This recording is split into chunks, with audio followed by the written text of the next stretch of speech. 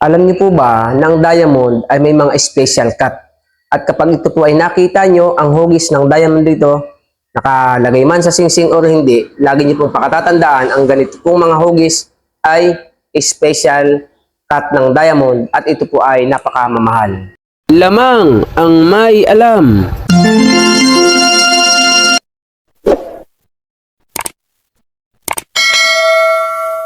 Magandang panahon po ulit sa inyo mga kaibigan ko dito sa aking channel, More Than Treasures. Sa lahat po ng nag-subscribe po sa akin at nagtitiwala sa aking channel, sa aking kakayahan, maraming pong salamat.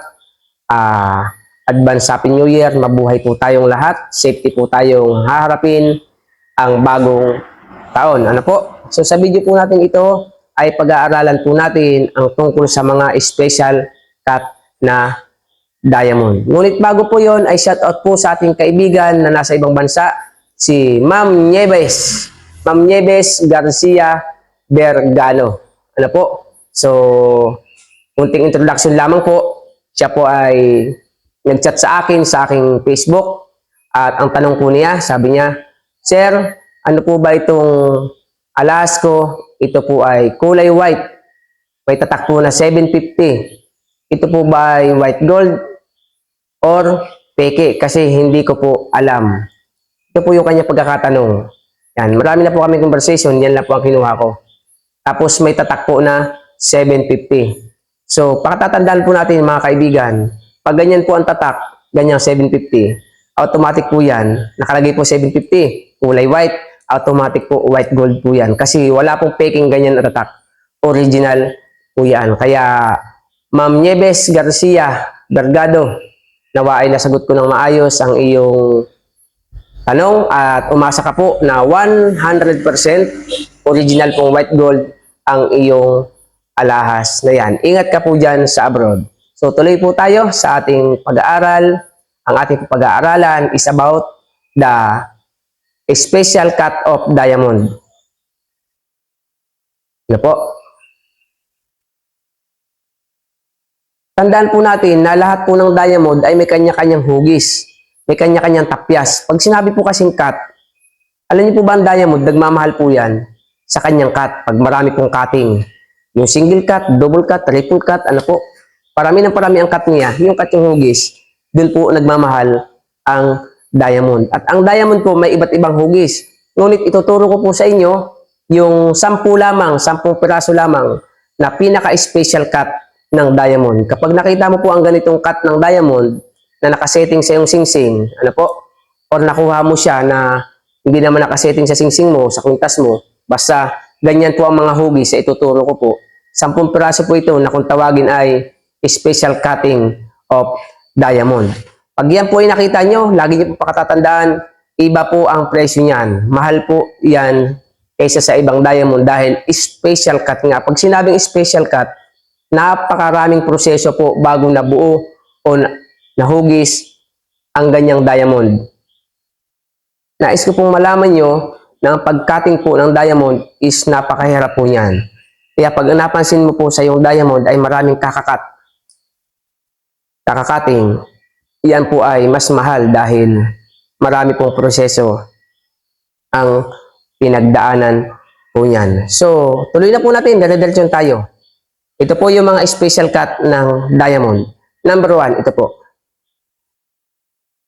Round cut diamond. Ibig sabihin, round cut. Paikot. Pabilog. Ano po? Pangalawa ito.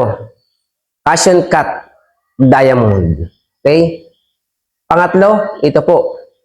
Princess cut diamond. Nakakuha na po ako ng princess cut diamond. Yan po ay nakasetting sa white gold na singsing. Ito po pangatlo. Pang-apat, emerald cut. Yan. Lagi niyo pong patatandaan ang hugis. Ito pa po ang panlima, oval shape. Yan po ay oval shape cutting of diamond. Ano po? Ito pa po, pang-anim ay Marquez cut diamond. Pang-pito, ito po, pear shape cut diamond. Ito po yung pang-walo, Asher cut diamond. Ito po yung pang-siyam, Radiant cut diamond.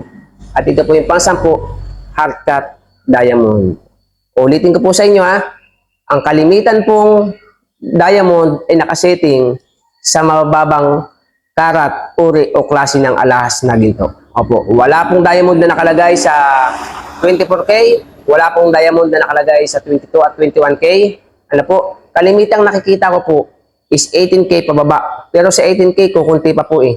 Kalimitan po niyan, nasa 14K, lalo na po kapag white gold. Marami pong diamond sa white gold. At ulitin ko po sa inyo, ang pinaka paboritong lagyan po ng diamond ay ang platinum. Pag ang diamond nasa platinum na, may tatak na plite, matik po yan, original po yan na diamond. So nawa po ay pakatatandaan nyo ang mga hugis na yan at ang diamond po na may iba't ibang kulay, ano man ang kulay niya, basta ganyan po ang hugis, lagi nyo pong pakatatandaan, yan po ang special cut of diamond. Maraming po salamat. Nawa ay paki-subscribe nyo po ang aking channel kung bago ka pa lamang at kung magugustuhan nyo po naman, paki-like and share. Sa may mga katanungan, ano po? Sa may mga katanungan po, marami na po nagtatanong sa akin, ay pwede po kayo magtanong sa aking comment section. Tapos po yung mga picture po ng inyong items, doon nyo po sa aking Facebook page, yung Rudy Merino Watch Repair, dahil yun po lagi ang aking binubuksan. Ito po yung aking FB page. Diyan nyo po isi-send mga picture nyo po kung kayo po ay may katanungan. At nawa po ay makatulong ako sa inyo. Nakakatuwa naman na nakakatulong po tayo sa simpleng paraan kahit tayo po ay malalayo ang agwat ng lugar. So maraming po salamat. God bless po. Lamang ang may alam.